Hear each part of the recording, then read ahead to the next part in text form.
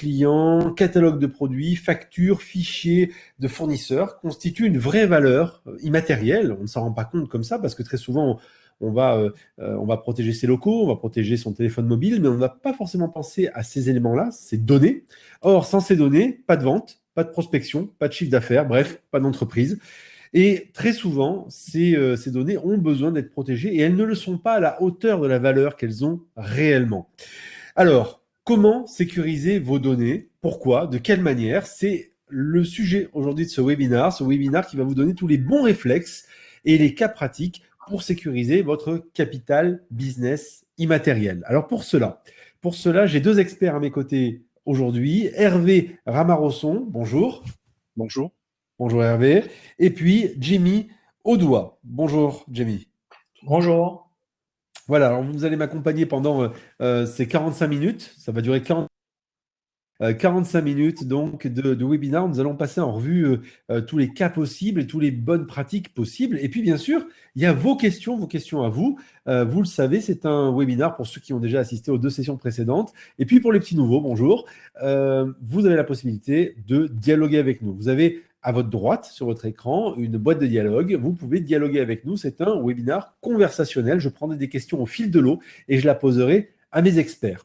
Alors, vous pouvez nous poser toutes les questions que vous voulez. Et puis moi, j'ai une question à vous poser. Après tout, hein, pourquoi pas. J'ai une question à vous poser. Toujours sur la droite de votre écran, vous avez un onglet « Sondage ». Je vous demanderai si vous le voulez bien, de maintenant cliquer sur cet onglet et de répondre à la question suivante. Ça va nous permettre de prendre un peu la température de la salle, des gens qui nous regardent. La question est la suivante. Comment protégez-vous vos données, les données numériques de votre entreprise? Est-ce que vous ne les protégez pas? Est-ce que vous avez commencé à vous sensibiliser ou est-ce que tout est sous contrôle?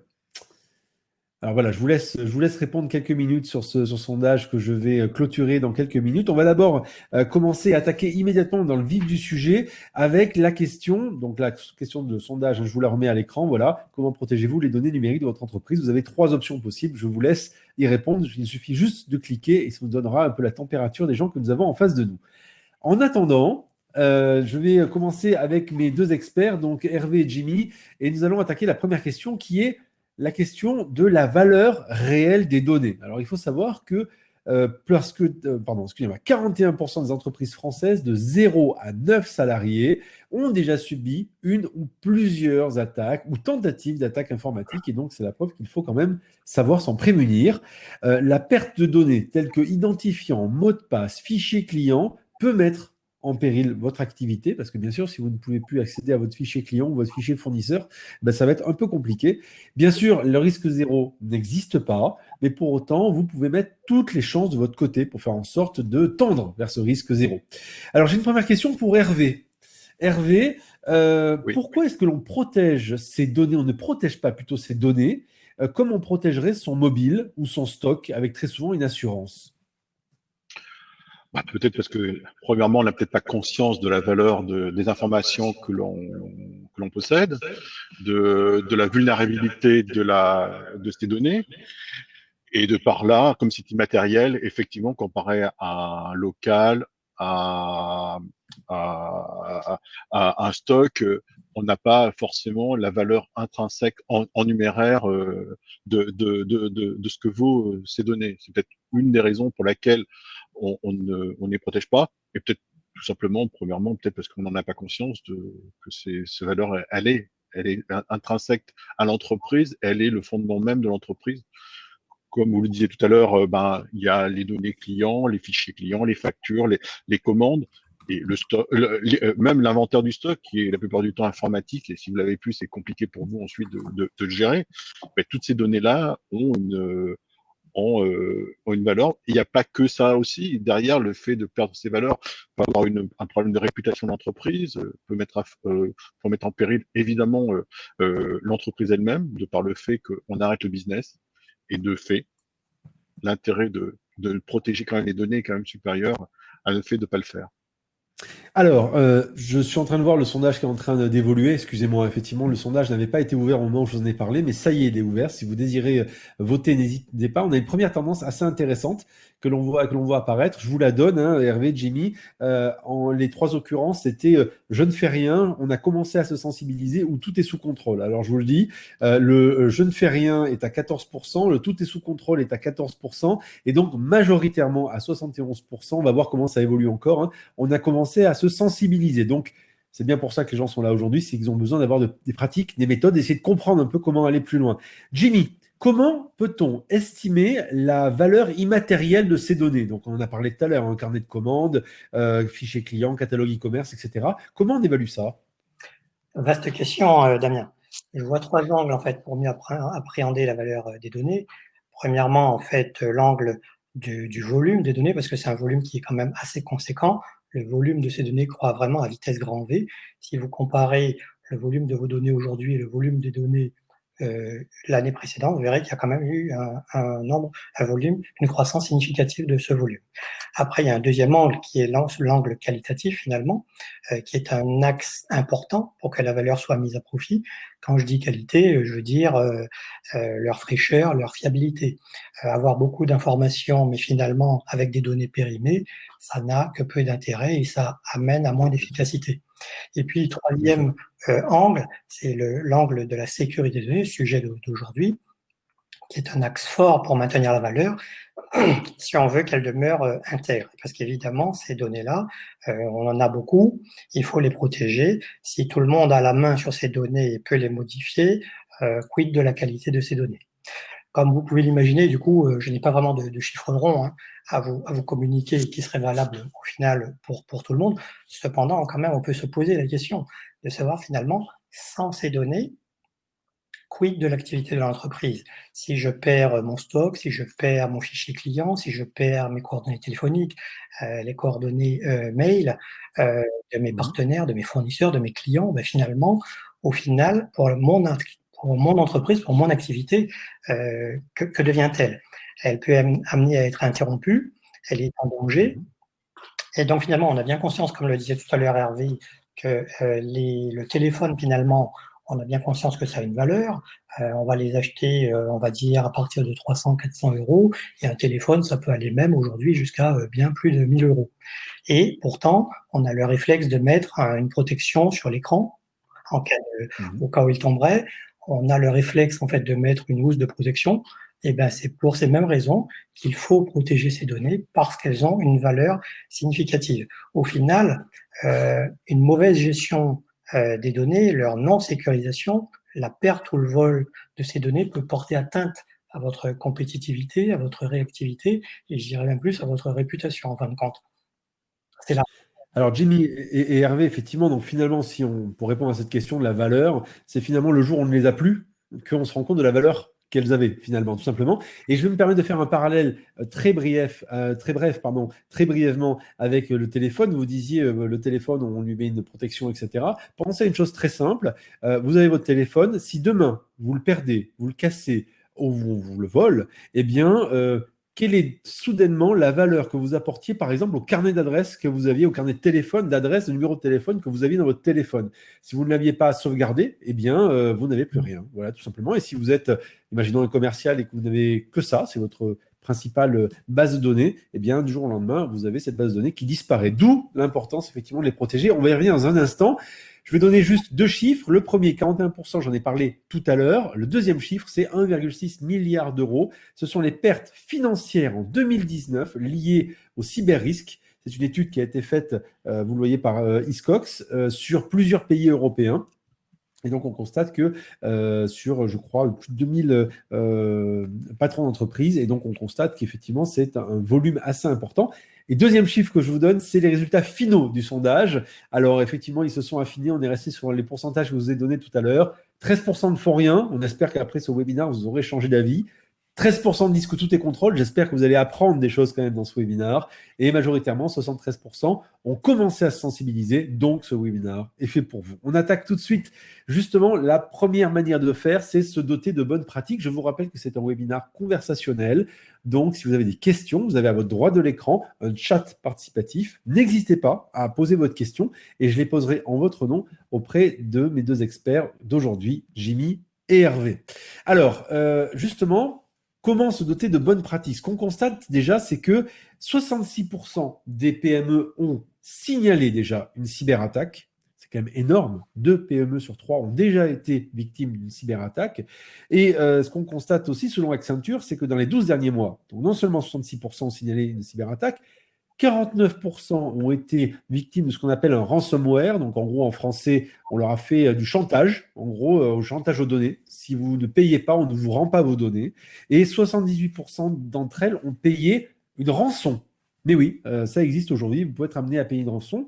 Alors, je vais vous donner 2 sociétés. Une société américaine qui s'appelle The Heritage Company, qui a fait faillite aux États-Unis parce qu'ils ont refusé de payer. Ils n'avaient pas l'argent et donc ils n'ont pas récupéré leurs données. Alors, vous allez me dire, c'est les États-Unis. Ben, je vais vous parler de la France. Vous connaissez certainement Lise Charmel. Lise Charmel, la marque très connue de lingerie féminine. Eh bien, cette société a fait faillite à cause du fait que leurs données, ils ont été victimes d'un chantage aux données et ils n'ont pas pu payer. Et donc, ils se sont mis en faillite parce qu'ils ne pouvaient plus accéder à leurs données qui étaient relatives à la production globale et à la prospection commerciale. Donc, la technologie, c'est bien, mais ce qu'on constate, et je vais le voir dans quelques instants avec mes experts, ce qu'on constate, c'est que le premier maillon faible, c'est très souvent pas forcément la technologie, mais la personne, ou plutôt le maillon qui se trouve entre le clavier et la chaise, autrement dit, nous tous. Nous qui sommes devant un écran. Et très souvent, effectivement, la majorité des erreurs que l'on voit, par exemple des fuites de mots de passe, eh bien, correspondent à des erreurs qui ont pu être faites, des erreurs humaines qui ont pu être faites et qui ont mis en danger l'entreprise. Alors, je vais commencer par Hervé. Tiens, on va parler des mots de passe. Oui. Hervé, c'est quoi un bon mot de passe et tous les combien faut-il les changer? Alors, un bon mot de passe, c'est pas évidemment ce qu'on voit à l'écran, là, 1, 2, 3, 4, 5, 6, 7, 8, 9, 10, etc. Ça, clairement, c'en est pas un. Ce qu'il faut, c'est Même s'il se trouve que c'est le mot de passe le plus utilisé au oui, monde, hein, d'après oui, les j'ai vu l'année dernière. mais ça, on le fait par fainéantisme, par relâchement, par réflexe. Ce n'est pas vraiment la bonne pratique. Et les hackers, la première chose qu'ils testent, hein, c'est ces mots de passe-là. Alors, avec le mobile, on utilise aussi le 000, le 4x0, parce qu'en règle générale, les cartes SIM sont débloquées à partir de ce code-là. Mais dans les ordinateurs, souvent, on met une suite de chiffres séquentiels et qui posent facilement, enfin, qui se craquent très facilement. Alors, la bonne pratique, c'est quoi? Bah, la littérature dit d'avoir un mot de passe sur 8 caractères. C'est ce qui est la pratique la plus courante et la plus sûre actuellement. On peut mettre plus, évidemment, mais 8, c'est déjà pas mal, parce que c'est plus facile à retenir que 15 chiffres et lettres à retenir. Mais alors, sur ces 8 chiffres, on dit toujours il faut mélanger des chiffres, des lettres, des majuscules, des minuscules et des caractères spéciaux, comme le tiret, la parenthèse, le crochet. Voilà. Et ensuite, pour les retenir, évidemment, vous allez dire, Oui, ah, c'est peut-être compliqué. Mais peut-être utiliser, je sais pas, moi, vous pouvez, je sais pas, vous habitez par exemple au 3 rue Boulevard Lafayette, et votre mot de passe peut très bien être le 3, le BD en minuscule, L majuscule, le Y, et ensuite, je sais pas si ça Paris 75. Déjà, un chiffre comme ça, enfin, un mot de passe comme ça, c'est pas mal. Et il faut le modifier régulièrement pour éviter évidemment que quelqu'un arrive à le craquer. La bonne moyenne, c'est tous les 3 à 6 mois. Voilà. tous les Alors, 3 à 6 mois. ensuite, effectivement, un mot de passe, je dirais, c'est un mot de passe par fonction. En gros, si vous avez, il faut un mot de passe pour votre compte bancaire, il faut un mot de passe différent pour votre ordinateur, un mot de passe différent pour, je sais pas moi, pour votre compte internet. Alors, évidemment, ceci pose un problème de retenir l'intégralité de ces mots de passe. Ben, vous pouvez vous aider de logiciels gratuits, type Oui. KeePass, type ZAnyWay, par exemple, qui sont des logiciels qui vous permettent de stocker, enchiffrer les données. Donc, le login, le mot de passe, c'est le site sur lequel ou l'application sur laquelle vous avez mis ce mot de passe. Ça vous permet, en n'ayant qu'un seul mot de passe, de retrouver l'intégralité de vos mots de passe. Mais ça n'empêche qu'il faut quand même Effectivement, c'est changer. Il faut quand même changer régulièrement vos mots de passe. C'est une question justement effectivement de la salle, donc n'hésitez pas à poser à nouveau vos questions. C'est une question de la salle. Est-il utile de faire appel à des gestionnaires de mots de passe? Donc il en existe plusieurs, effectivement. Euh, il y a Dashlane qui est Oui. français, il y a One Password qui est, je crois, le leader mondial, tout le moins un des plus utilisés, qui passe, etc., etc. Alors Hervé, toujours, on va continuer ensemble quelques instants. Un deuxième point important, c'est lorsqu'on est à l'extérieur. Alors en plus, qui plus est, avec la situation actuelle qui fait que le télétravail est privilégié, donc on se retrouve soit chez soi, soit effectivement dans des situations où on est à l'extérieur. À quoi doit-on faire attention quand on est à l'extérieur? Bah, déjà, l'environnement au regard des autres. Si on veut protéger ses données, peut-être commencer par protéger son écran avec un filtre de confidentialité. Ça coûte pas cher, Mhm. déjà, ça évite le regard extérieur. Ensuite, quand on partage sa session dans des cybercafés, bah, ne pas laisser sa session ouverte quand on quitte le poste, surtout quand on a un PC qui est partagé entre plusieurs personnes, dont des personnes qu'on ne connaît pas. Quoi Mhm. d'autre encore? Ensuite, quand on est chez soi, bien et éviter de mélanger le pro et le personnel. Donc, si possible, avoir un PC dédié, ou tout au moins avoir une gestion du PC qui fait que la zone professionnelle ne peut pas être mélangée avec la zone personnelle. Mhm. Avoir des mots de passe, évidemment, parce que à la maison, tout le monde peut utiliser le PC, donc chacun a son propre mot de passe, donc avec des droits d'accès différenciés en fonction des utilisateurs. Quoi d'autre encore? Tout ce qui est navigation Oui, privée, traces, oui. qu'est-ce qu'on en fait? Bah alors, effectivement, quand on navigue sur Internet, on a déjà, on a ce qu'on appelle les cookies, qui sont des Oui, balises postées par les sites et qui vous par les sites. permet, entre autres, de pister ce que vous faites, de rendre des choses plus préférentielles par rapport à la publicité, par exemple, des choses comme ça. L'intérêt, c'est que chaque fois qu'on quitte une session de son navigateur, tout effacé. Aussi bien l'historique de navigation que les cookies, quitte à les régénérer au moment où on reviendra sur le site. Mais ça, c'est le b.a.-ba. Et ça se fait directement dans le paramétrage de votre navigateur, hein.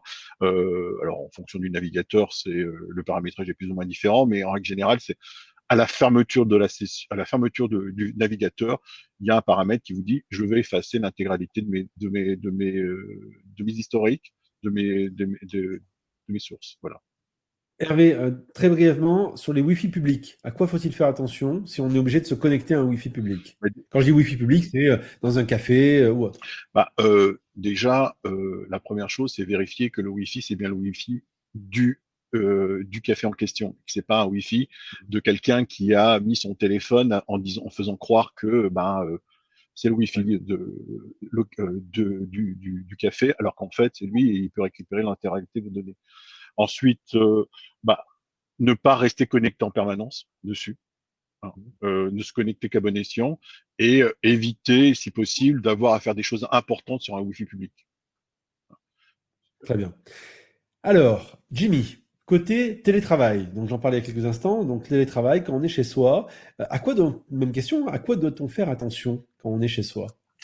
En situation de télétravail chez soi, effectivement, on a tendance à être moins vigilant qu'à l'extérieur. Pourtant, en fin de compte, le risque cyber, lui, il ne connaît pas forcément ses frontières. C'est la raison pour laquelle, quelque part, la vigilance doit rester de mise, même chez soi. Évidemment, le Mhm. risque n'est pas le même parce que les gens qu'on a chez nous, bah, eux, il n'y a pas de problème. Mais par contre, pour tout ce qui est cyber, le risque, finalement, est le même.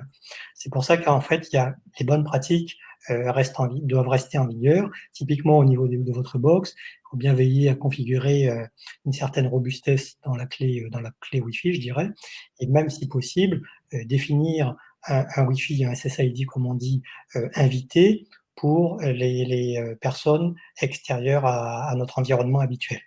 Et puis d'autre part, donc ça c'était pour la box. Après, au niveau des équipements informatiques, évidemment, il faut installer un logiciel antivirus. C'est vrai, et tout le monde a en général le réflexe sur les ordinateurs, mais finalement, c'est également vrai sur les terminaux mobiles tels que les smartphones ou les tablettes. Euh, sur ces équipements, il faut aussi, compte tenu qu'on peut être amené à les ramener chez soi, euh, si possible, préserver en fait une étanchéité entre la sphère privée et la sphère professionnelle, comme l'évoquait tout à l'heure Hervé. C'est pour cela que finalement, il faut une certaine, quelque part, hygiène numérique qui va contribuer finalement à réduire les risques. Typiquement, ne pas cliquer sur tous les liens qu'on reçoit de tous les emails qu'on reçoit. En particulier, si l'équipement en question est multi-utilisateur, c'est pas si simple que ça de, par exemple, typiquement, dire à un enfant en bas âge de ne pas cliquer sur tous les liens. Donc, c'est pour ça qu'en fait, si on peut assurer cette étanchéité entre l'univers pro et l'univers perso, c'est quand même mieux.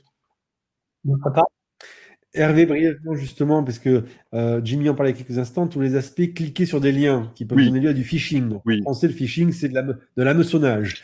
Donc, en gros, on vous amène quelque part. Est-ce qu'on peut brièvement expliquer ce que c'est? Parce que, sauf erreur de ma part, aujourd'hui, c'est quelque chose qui est croissant en termes de vol de oui. données. Enfin, le phishing ou l'hameçonnage, c'est la récupération de données, hein, qui sont faits Mm. au travers la plupart du temps du mail, parce que c'est le point d'entrée principal, hein, le mail fake, qu'on appelle, ou frauduleux, c'est là, on reçoit, vous avez gagné, je sais pas, 10 000 euros, cliquez là pour vous inscrire et récupérer cette somme. Ben déjà, là, c'est du phishing. Et le site n'est là que pour récupérer vos données, éventuellement même télécharger un logiciel malveillant pour pirater l'ensemble des données existantes sur le device. Alors le device, ce sera un smartphone, ça peut être, parce que maintenant on lit ces mails aussi sur les smartphones, évidemment le PC. Euh, Très bien.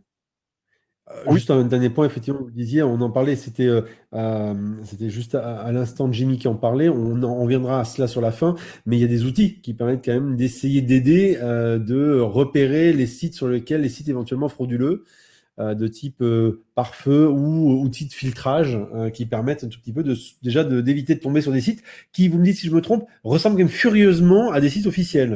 oui, c'est vrai. La plupart du temps, ils ont le même logo. Alors, on les reconnaît un peu de manière différente parce qu'il y a souvent beaucoup de fautes d'orthographe. C'est pas, par exemple, on peut prendre, si jamais on piratait orange.fr, ça sera pas écrit Mhm. orange.fr ou orage.fr ou orange.fr, mais le look fait que on y croit. Et souvent, le premier amorçage, c'est de dire, vous n'avez pas payé votre facture. Cliquez ici pour Oui. régulariser. Typiquement, ben Mm. voilà. D'autant plus que Orange ne fait pas ça. Voilà, exactement. Très souvent, c'est effectivement le cas, Mm. c'est que les entreprises ne font pas ça, donc elles ne passent pas par ce milieu-là. Donc, faites un tout petit peu, on va dire, attentif à ce qui pourrait arriver. Dernière question de la salle, et on va passer à un autre sujet. Est-ce qu'un VPN peut être un moyen de sécuriser sa connexion quand on travaille en dehors de l'entreprise? Qui veut répondre? alors je peux prendre le point. Le VPN va Avec permettre en plaisir. fait de sécuriser les échanges, tout du moins, entre votre terminal distant et le site sur lequel vous vous connectez. Donc oui, le VPN est une solution intéressante, à plus d'un titre même, mais pour, attention, sécuriser les échanges d'une extrémité à l'autre, Oui. pas pour sécuriser les données quand elles sont stockées sur le terminal. Donc le VPN a de ça d'intéressant qu'il crée un tunnel finalement entre les deux extrémités. Et donc, dans ce tunnel transitent les informations que vous échangez avec l'autre extrémité et donc ne sont pas visibles de l'Internet. C'est en ce sens que finalement, un VPN, il y a plusieurs technologies qui permettent d'utiliser des VPN, que ce soit l'IPsec, que ce soit le SSL, mais ça va être de nature à sécuriser l'échange. Très bien. Merci, messieurs. On va passer à un autre sujet maintenant qui est le sujet du cloud sur la protection des données. Alors, la protection des données, c'est quelque chose qui est important. On en parlait en tout début de ce webinaire, l'idée de dire qu'il faut avoir des copies de ces données. En fait, on va parler de tout ça parce qu'il y a différentes nuances à avoir autour de ce sujet-là. On va d'ailleurs commencer immédiatement. Ben, Hervé, tiens, par exemple. Euh, Qu'est-ce que c'est qu'une sauvegarde de données et comment on le distingue de l'archivage? Je crois qu'il y a deux choses qui sont Oui, c'est deux différentes. choses complètement, enfin, totalement différentes. Pas vraiment, mais complémentaires, on va dire. Alors, la sauvegarde, c'est quoi? La sauvegarde, le principe, c'est surtout se prémunir de la corruption de données, de l'effacement accidentel de données. Et donc, c'est une copie simple de tout ce que l'on peut sauvegarder, enfin, de tout ce que vous avez, c'est sauvegardé quelque part. C'est entassé dans un sac, pour faire simple, hein. Mhm. Donc, c'est pas forcément organisé. L'intérêt, c'est pouvoir restaurer. Et la plupart du temps, quand on restaure tout ou partiellement certaines choses. Contrairement à l'archivage, qui lui est, en règle générale, l'archivage est là pour gérer quelque chose dans la durée. La plupart du temps, c'est des données légales, typiquement vos factures, vous les archivez, hein, vous Mhm. devez les garder un certain nombre d'années, hein, la plupart du temps, c'est 10 ans.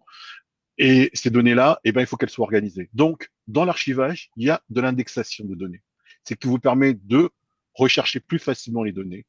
Et dans l'archivage, il y a aussi la notion d'original, c'est-à-dire que vous allez mettre en archive la version originale de quelque chose et non pas une copie. Ce qui fait que les gens pourront récupérer cette version-là et la recopier localement. Ça devient un référentiel. Alors que la sauvegarde n'est pas forcément référentielle, c'est là pour se prémunir d'un accident. Voilà la raison des deux. Et les deux sont complémentaires. Et c'est vrai que souvent, on achète un logiciel où on utilise ça pour faire la même chose. On mélange les deux fonctions. Hein, la plupart du temps, on utilise... Vas-y. Quand on utilise un outil comme par exemple Dropbox, qui est très connu, ou SugarSync, qui est l'offre proposée par Orange, on fait quoi? On fait de la sauvegarde, on fait de l'archivage, on fait autre chose? En fait, la logique de synchronisation de données. C'est autre chose. La logique de synchronisation de données, c'est autre chose.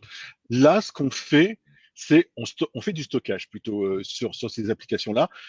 La fonction de sauvegarde ou d'archivage, c'est vous c'est en fait, c'est ce que vous en faites. Vous pouvez faire de l'archivage sur Dropbox, vous pouvez faire de la sauvegarde sur Dropbox. C'est qu'un container. C'est à vous de le gérer. Par contre, dans Dropbox, vous pouvez faire aussi de la segmentation de données, de le partage de données et la synchronisation. L'intérêt de la synchronisation, c'est justement pouvoir mettre à jour en temps réel des données afin de pouvoir les partager. Donc, on a bien trois fonctions différentes qui sont la synchronisation des données pour le partage, qui est l'archivage pour la sauvegarde pour la conservation et l'utilisation. Et vous avez la sauvegarde qui est pour la sauvegarde qui est pour la sécurité. Et la plupart du temps, la sauvegarde a une profondeur d'historique très faible parce que vous êtes amené à sauvegarder mutuellement et vous n'avez pas l'historique des données. Alors que sur l'archivage, vous pouvez avoir des versions différentes à partir du moment où vous avez indexé. C'est ça, donc il faut avoir effectivement une politique, si on peut dire, régulière, de mise en œuvre, de sauvegarde, d'archivage, etc. Jimmy, justement, tous les combien faut-il sauvegarder ces données? Est-ce que c'est automatisable? Alors, effectivement, les données finalement de l'entreprise, c'est le patrimoine numérique de l'entreprise, c'est une part de son capital, et évidemment, si on subit une attaque virale, une attaque d'hameçonnage, un vol de données, ou plus basiquement en fait une inondation, un incendie, ou un ennui mécanique lié au disque dur qui a servi à stocker les données. Effectivement, on est bien embêté et là on se dit mince, j'aurais dû prendre mes précautions.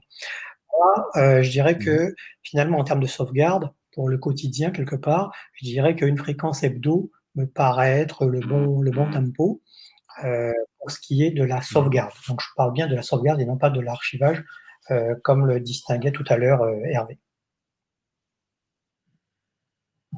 Est-ce que, sur la question, Hervé a aussi précisé la question de donner l'accès différencié à des données selon les personnes. Imaginons qu'on travaille en équipe et effectivement, on a peut-être envie de pouvoir donner accès à des données.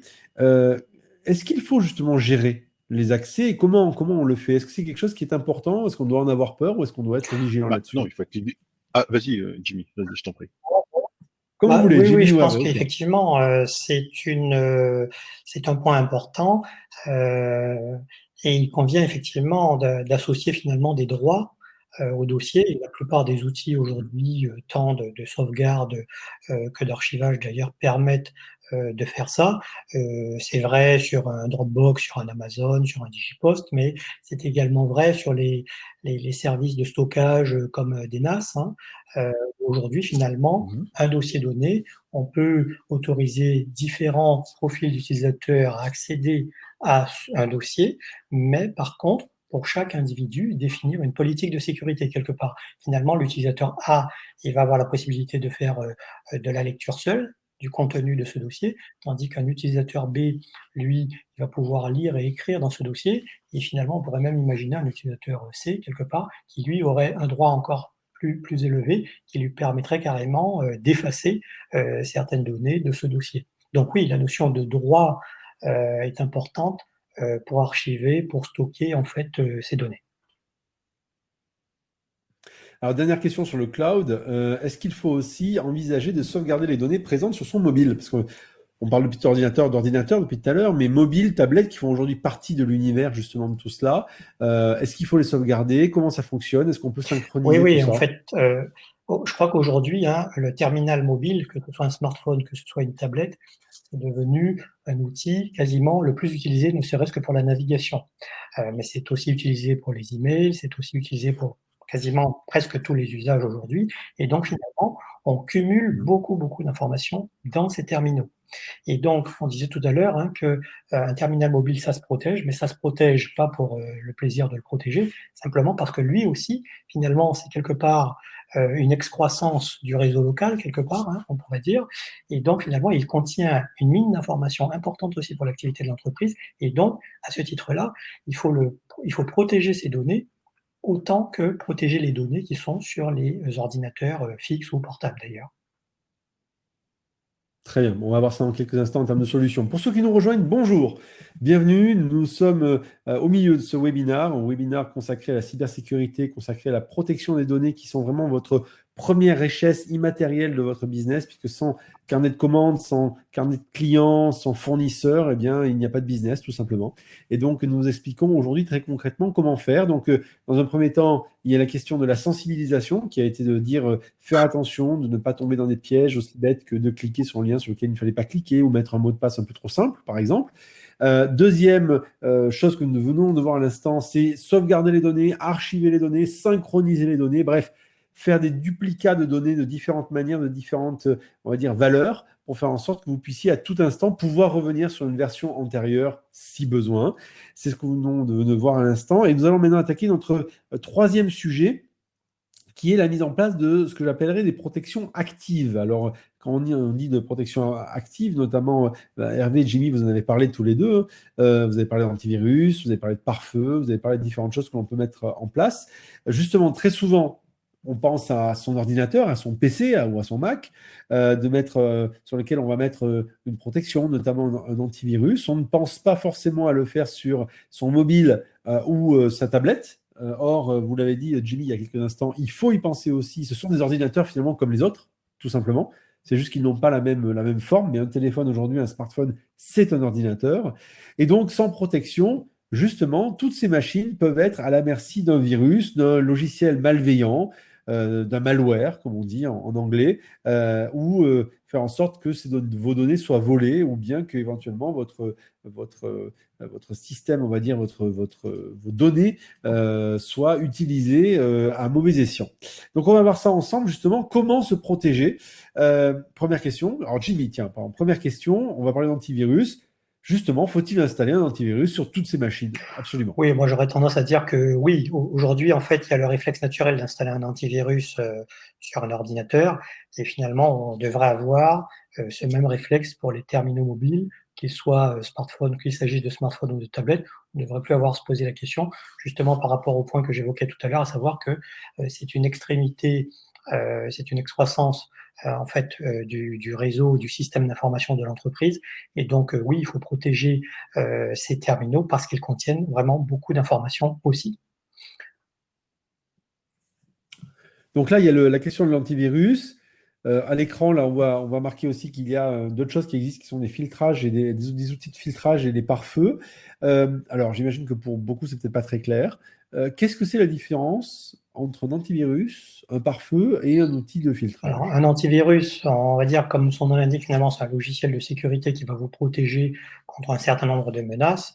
Menaces principales que sont les virus, les malwares, les applications malicieuses. Alors c'est vrai sur les ordinateurs, mais c'est aussi vrai finalement, il y en a beaucoup d'ailleurs sur les terminaux mobiles. Un firewall, je dirais qu'il va vous protéger, il va protéger l'ensemble des équipements derrière un routeur, par exemple, ou derrière un terminal, des attaques, des intrusions. Donc oui, les deux mécanismes sont importants, sont complémentaires du reste, et il ne faut pas lésiner sur ces deux mécanismes pour protéger l'ensemble des données contenues au sein de l'organisation, au sein de l'activité professionnelle et sur les différents équipements. Si je résume, hein, donc si j'ai bien compris, l'antivirus, c'est un outil qui va toujours être en tâche de fond et qui va surveiller qu'il n'y ait pas un virus, donc il rentre dans le système pour essayer de l'arrêter, de l'éradiquer. Le filtrage ou le pare-feu, c'est une sorte de passoire. Donc, quand je dis passoire, c'est au sens un tamis qui va surveiller l'entrée et la sortie. On pourrait parler aussi du videur à l'entrée de la boîte de nuit qui va surveiller ce qui rentre et ce qui sort et vérifier que ce qui rentre et ce qui sort est licite et que éventuellement vous n'allez pas aller vous aventurer sur, par exemple, un site qui ne soit pas, on va dire, un site licite, on va dire. Alors, il y a plusieurs questions, bien sûr, j'ai oublié de vous le dire, de vous le répéter plutôt. C'est un webinar participatif, conversationnel. Allez-y, posez-nous des questions. Il n'y a aucun souci. Ici, je vais vous le dire, ici, on n'attend pas la fin pour prendre les questions. Vous savez, quand il reste juste 5 minutes. Non, non, ici, on prend des questions tout au long du webinar. C'est comme ça que ça se passe. Et Jamie et Hervé sont à votre service. Alors, justement, tiens, on va prendre une question. On a répondu à celle-là tout à l'heure, à la question de Samy. Quelle est la fréquence pour Non, en l'archivage? fait, Ça a déjà été répondu. on a répondu à la question sur la sauvegarde. Sur l'archivage, c'est différent. L'archivage, c'est, OK. en fait, vous avez fini un dossier, par exemple, vous l'archivez. Hein. Donc, je dirais, il n'y a pas forcément de fréquence. Mais par contre, ce qu'il faudrait faire, c'est une fois par mois, vérifier si tout ce qu'on avait besoin d'archiver a bien été archivé. C'est quand vous avez fini quelque chose, archivez-le. Ce n'est pas voilà la différence. D'accord. Alors que la sauvegarde, c'est il faut le faire régulièrement en cas de problème. L'archivage, c'est pas forcément nécessaire de faire de l'archivage si vous n'avez pas de besoin d'archivage, bien sûr. Mais si vous devez en faire, faites-le quand vous avez fini quelque chose. Voilà. On peut imaginer que sur un gros projet, par exemple, qui puisse être découpé Oui, en morceaux, il puisse y avoir un bout de ce projet qui a été tout à fini, fait. qui est archivé. Ça ne veut pas Tout dire à que fait. tout est archivé. Voilà, très bien. Voilà, j'espère que Samy qu'on a répondu à votre question. Alors, une autre question de Christian. Christian B qui nous dit, existe-t-il des bonnes pratiques pour sensibiliser sur ce qui marche? Alors, j'espère sur le webinaire déjà, Christian. Courriel d'information, formation, atelier, bonnes pratiques. Alors, vous pouvez y répondre maintenant ou on peut attendre quelques minutes si vous le voulez, mais est-ce que vous avez déjà des choses qui vous viennent en tête, Hervé, Jamie? Bah, si on déjà aller sur le net, il y a plein de choses qui vous aideront il y a plein d'articles intéressants sur des sites plutôt officiels, on va dire, hein. Même les sites Oui. ministériels, il y a des choses qui vous permettent de vous sensibiliser. Hein. Il y a des sites gouvernementaux, alors je sais plus, je les ai plus en tête, mais qui vous permettent d'avoir une formation même de télécharger des documents afin de vous sensibiliser à la sécurité. Oui, Euh, alors pour compléter ce que dit Hervé, effectivement, il y a des sites, par exemple, de Bien sûr. l'ANSSI qui permettent de mettre en évidence les bonnes pratiques par rapport à la malveillance cyber. Après, un autre élément qui peut faire sourire, c'est la mise à jour. C'est typiquement un antivirus. Évidemment, c'est important de l'installer, hein. Mais un antivirus, si vous le mettez pas à jour, bon, finalement, il perd énormément en efficacité. Donc, évidemment, il faut l'installer, il faut Oui. l'activer, mais bien évidemment, il faut aussi le tenir à jour. Alors, c'est vrai pour l'antivirus, c'est très important parce que ça lui permet de se mettre à jour par rapport aux menaces et aux différentes attaques parce qu'il en arrive tous les jours de nouvelles, hein. Mais c'est également vrai, finalement, aussi pour les applications, qu'elles soient installées sur vos ordinateurs, qu'elles soient installées sur vos terminaux mobiles, c'est important aussi de les mettre à jour. Et pour finir, peut-être juste le dernier point, le système d'exploitation lui-même, Mhm. aussi, il faut le mettre à jour, typiquement, parce que il peut contenir des vulnérabilités, des failles qui sont découvertes au fur et à mesure. Et typiquement, une nouvelle version de système d'exploitation, lorsqu'elle sort, en général, peut apporter peut-être de nouvelles failles qui seront découvertes plus tard, mais en tout cas, corrige la plupart de celles qui sont connues et identifiées. Donc, Donc, pensez à mettre à jour ces machines. C'est quelque chose, c'est vrai, qu'on oublie régulièrement de faire, qu'on fait peut-être plus facilement sur les ordinateurs, les téléphones et les tablettes parce que le système est un peu automatisé. C'est vrai que c'est quelque chose qu'on ne fait pas forcément sur les ordinateurs, mais c'est laisser l'opportunité d'avoir des brèches de sécurité dans vos différentes machines. Euh, on va continuer quand même. On va reprendre quelques questions dans quelques instants. Il y en a d'autres qui sont tombées entre-temps. Allez-y, hein, faites-vous plaisir, posez des questions, n'hésitez pas. On est ensemble encore pour quelques minutes. oui, Hervé, comment se prémunir des fausses applications? Là, je fais un focus sur les téléphones et les tablettes. Comment se focaliser sur les fausses applications, les malwares?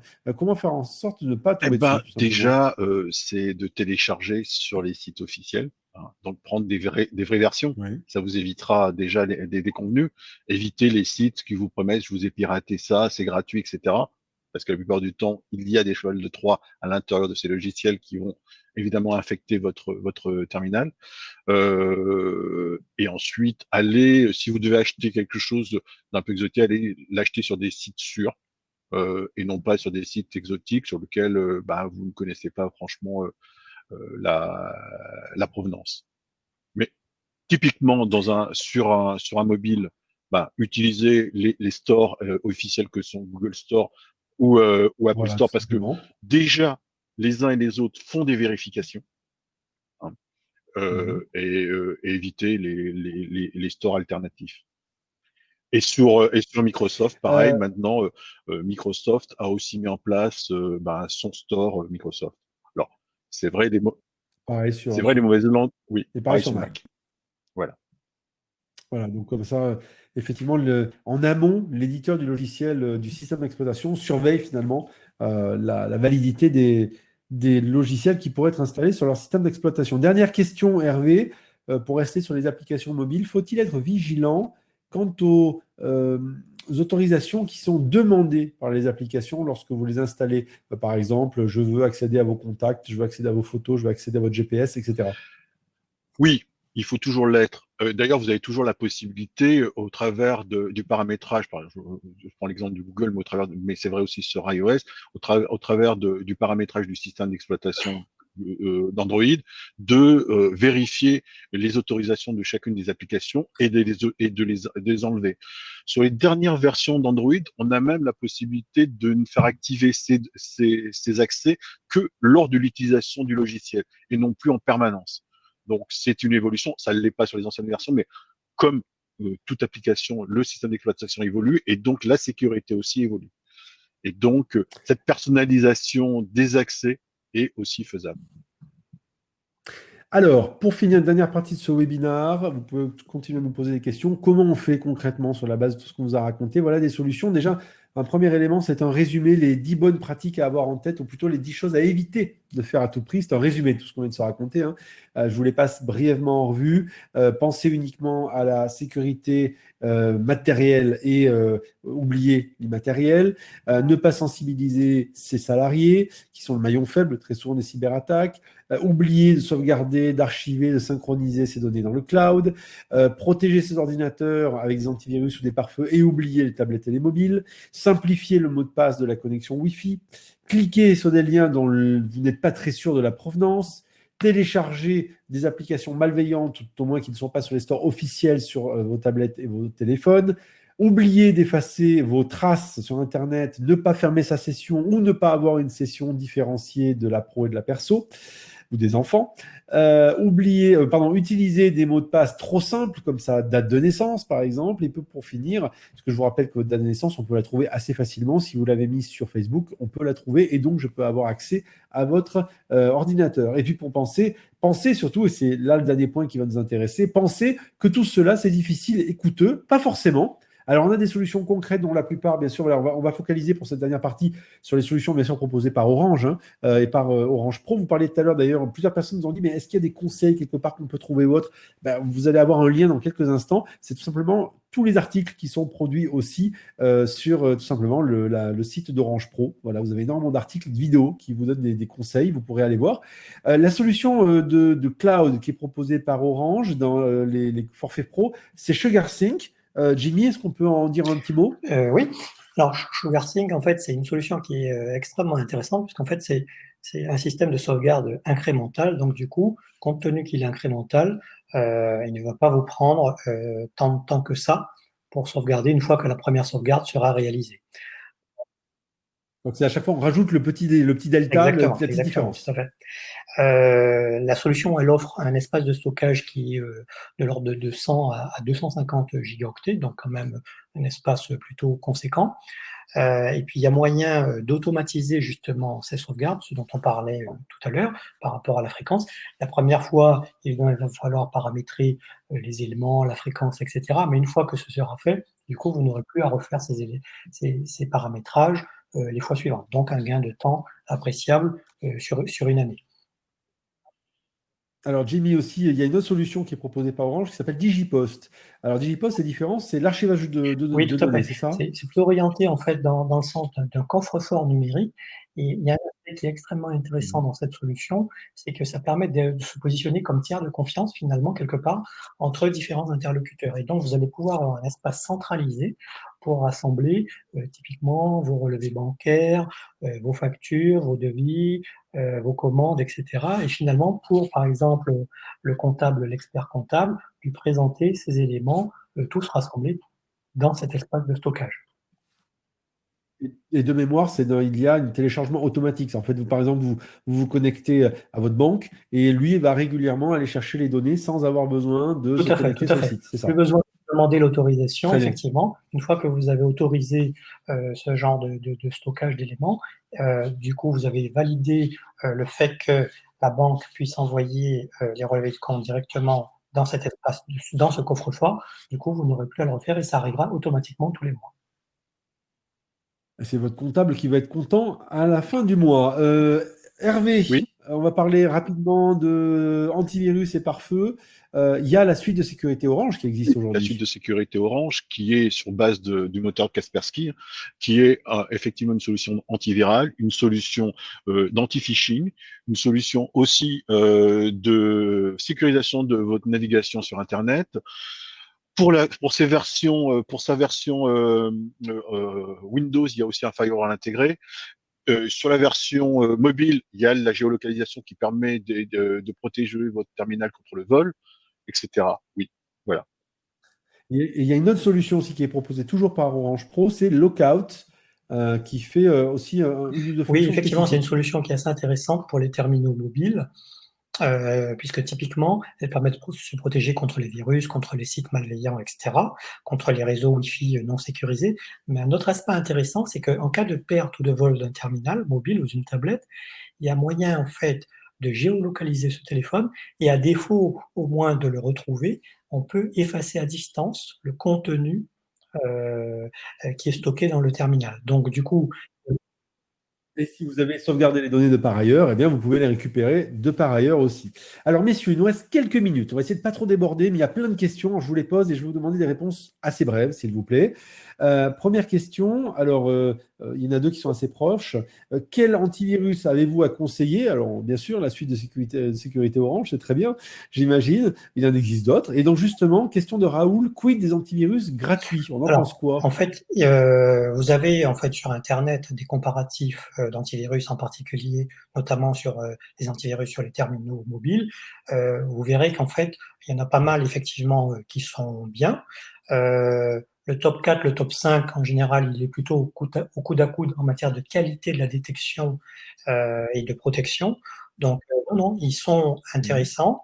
Ce que vous allez avoir en plus dans une solution payante, c'est typiquement, donc vous aurez des versions premium, donc en général avec plus de possibilités, pas uniquement limitées par exemple à la détection de virus. Typiquement, vous pourrez avoir en plus la protection contre les réseaux Wi-Fi sécurisés ou non sécurisés, avec des avertissements, la détection de pages malveillantes que vous n'avez pas forcément dans des outils gratuits. Et puis vous pouvez avoir d'autres aspects comme par exemple la notion de management, la notion de gestion à distance pour un gestionnaire qui aurait 3-4 lignes ou même 20 lignes, avec des éléments consolidés pour avoir quelque part l'état sanitaire de sa flotte et de ses données.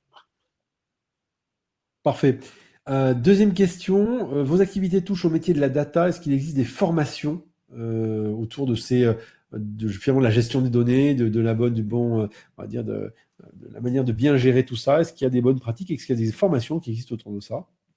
Alors, je pense qu'il existe des formations sur le management du contenu Oui. et le management des données. Oui, ça doit exister. Alors, je n'en ai pas en tête là comme ça, mais je pense qu'il en existe, oui. Dernière question pour vous deux, peut-être pour Hervé. Deux questions sur le cloud. Alors, la première, c'est y a-t-il des clouds européens ou français, puisqu'on nous cite Google Drive, OneDrive, qui sont effectivement associés à des sociétés américaines. Est-ce qu'il y a des clouds européens ou français, sachant qu'il y a quand même une question très précise, sans rentrer dans le détail de cela, autour de la RGPD quand même. Oui, alors, oui. Alors, alors, je m'en connais des Français, il y en a peut-être que je les connais pas, hein. J'avoue que là, il faudrait, on pourra répondre. OVH peut-être? Oui, il y a OVH, oui, effectivement, mais c'est peut-être pas aussi entre guillemets mon marché, et ça s'adresse surtout à des grosses sociétés. Alors sur des petites entreprises, Plutôt B2B, ouais, oui, tout à fait. sur des petites entreprises, c'est pas forcément la solution. Euh, euh, des Européens, il y en a certainement, mais comme c'est vrai, on parlait tout à l'heure de l'RGPD, donc vaut mieux peut-être utiliser des clouds européens. Mais à aujourd'hui, tous les clouds, même mondiaux, respectent les normes RGPD parce que pour pénétrer le marché européen, ils sont obligés de respecter ces normes-là. Donc voilà. Voilà, pour résumer, en fait, une norme RGPD, pour faire très très simple, c'est des normes qui ont été mises en œuvre par la Commission européenne pour que justement même les acteurs étrangers soient amenés à respecter des règles, notamment par rapport à la protection des données et le fait que, notamment, vous me dites, messieurs, si je me trompe, il faut qu'il y ait des serveurs en Europe, justement, même si vous êtes une solution Tout à américaine, par fait. exemple, il faut que vous ayez des serveurs en Europe. C'est bien ça, Oui, hein? tout à fait. Tout à fait. La D'accord, très bien. localisation est importante. Alors, le service Digipost Très bien. est intéressant hein, pour stocker vos données. D'une part, parce qu'en fait, il offre un grand espace de stockage et il est européen. Dernière question, c'est une question très simple de la part de Martine. Quel coût pour SugarSync? Alors SugarSync, c'est proposé par défaut dans l'offre Orange Pro, hein. SugarSync, je sais que Vous avez une base, hein, il y a une le base de 100 service est gigas de sans mémoire. engagement et l'abonnement, alors je l'ai plus en tête là, mais Oui, mais ça c'est pas très grave, on peut le trouver assez facilement sur le site d'Orange Pro. Vous cherchez SugarSync, vous allez le trouver rapidement. Mais de base, il y a une offre de mémoire, il y a une offre qui est proposée de base quand vous avez un abonnement, je crois, de 100 gigas. Puis après, vous pouvez monter par palier si vous le voulez. Vous, oui, vous me tout à fait, confirmez tout à ça, fait. Jamie, c'est bien ça, hein? Parfait, très bien. Eh bien, écoutez, je vous ai promis qu'on allait rester dans les temps, et c'est le cas. Donc, je vous en remercie. Merci pour vos questions. Alors, pour finir, deux choses. Un, si vous voulez des articles et des conseils pour votre sécurité numérique, vous cliquez sur cette URL. Alors là, en l'occurrence, vous n'avez pas cliqué dessus, mais vous la notez. J'espère que je vais vous la laisser suffisamment longtemps à l'écran. Vous pouvez donc cliquer sur cette adresse ou la taper dans votre navigateur préféré et vous aurez accès à tous les articles et vidéos de la part d'Orange Pro sur tout ce qui est sécurité numérique. Et puis, deuxième chose, si vous avez une fiche pratique qui est téléchargeable, normalement en bas de l'écran, si je ne dis pas de bêtises, vous avez une fiche pratique qui est téléchargeable.